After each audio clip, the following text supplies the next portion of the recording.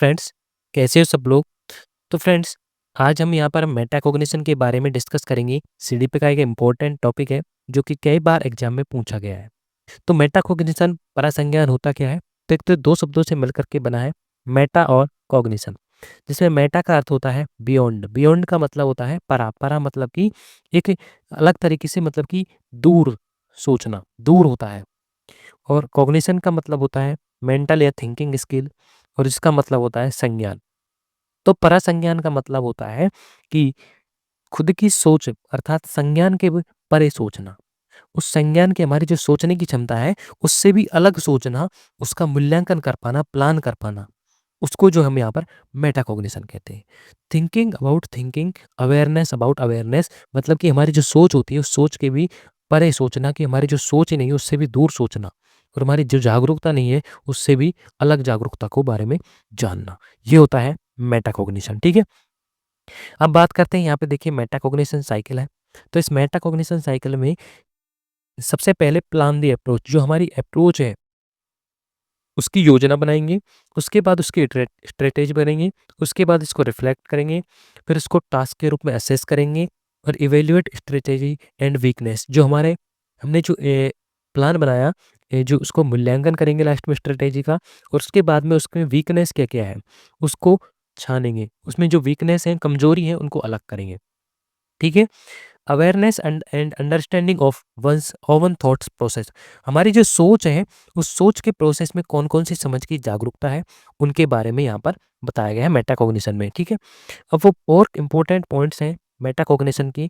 कौन कौन से इंपॉर्टेंट पॉइंट्स हैं? देखिए, सबसे पहले तो प्लान एंड ऑर्गेनाइज, जो कि अभी मैंने बताया था मेटाकॉग्निशन साइकिल में, कि हमें सबसे पहले प्लान, योजना बनानी है। ठीक है, उसके बाद में मॉनिटर योवन ओवन वर्क, उसके बाद में उस योजना को अपने खुद के सेल्फ वर्क पर अप्लाई करो।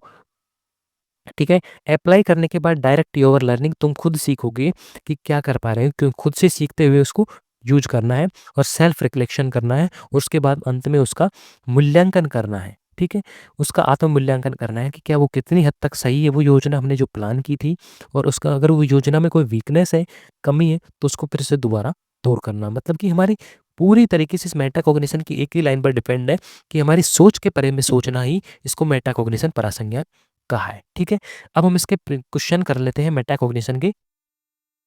तो पहला क्वेश्चन है इसका कि स्वयं के ज्ञाता होने का ज्ञान, ये जागरूकता क्या दर्शाती है? नॉलेज और awareness of self as knower deficit, कि स्वयं के ज्ञाता होने का ज्ञान, ये जागरूकता क्या है? अधिसंज्ञान, भ्रांति, स्मृति सहायक विधि, या विप्रेरणा। तो स्वयं के ज्ञाता होने का ज्ञान मतलब कि खुद की सोच के परे सोचना, एक तरीके से खुद के ज्ञान के बारे में ज्ञान, तो उसको हम मेटाकॉग्निशन अधिसंज्ञान कहेंगे। ठीक है, ऑप्शन ए सही होगा। अगला प्रश्न है कि निम्नलिखित में से समालोचनात्मक चिंतन में क्या क्या शामिल है, क्रिटिकल थिंकिंग में क्या क्या शामिल है? तो परासंज्ञान, परासंज्ञान बिल्कुल सही है, कि जब तक हम क्रिटिकल थिंकिंग करेंगे जब, तो उसमें मेटाकॉग्निशन भी इन्वॉल्व होता है। ठीक है, एनालिटिक, एनालिसिस, विश्लेषण, विश्लेषण भी जरूरी है, क्योंकि चीज़ों को टुकड़ों में तोड़ के भी भी जरूरी है, तभी तो हम उनके बारे में समझ पाएंगे। तो विश्लेषण भी होता है।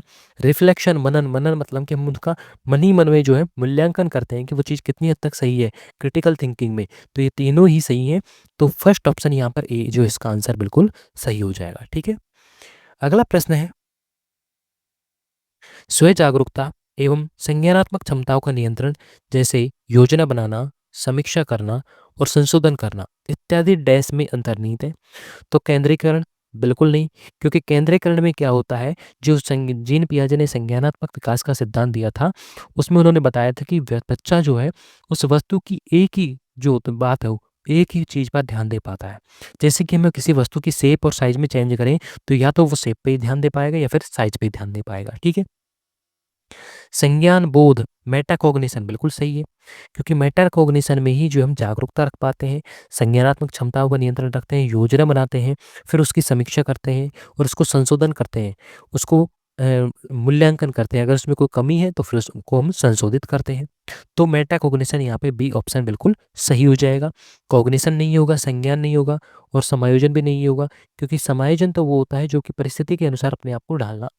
अकोमोडेशन जो होता है वो होता है जैसे पहले से को ज्ञान प्राप्त किया है उसमें जो हम संशोधन कर रहे हैं, तो उसको अकोमोडेशन कहते हैं। ज्ञान में संशोधित करना। ठीक है। अगला प्रश्न है कि परासंज्ञान या फिर अधिसंज्ञान क्या है? मेटाकॉग्निशन सहज सिद्धांत जो बच्चे अपने आसपास की घटनाओं के बारे में गढ़ते हैं, गलत है। अपनी खुद की सोच के बारे में सोचने की प्रतिक्रिया बिल्कुल सही है। थिंकिंग अबाउट ओवन थिंकिंग, तो खुद की सोच के बारे में ही सोचने की प्रक्रिया को क्या कहते हैं? हम मेटाकॉग्निशन कहते हैं। तो बी ऑप्शन यहाँ पे बिल्कुल सही हो जाएगा। ठीक है।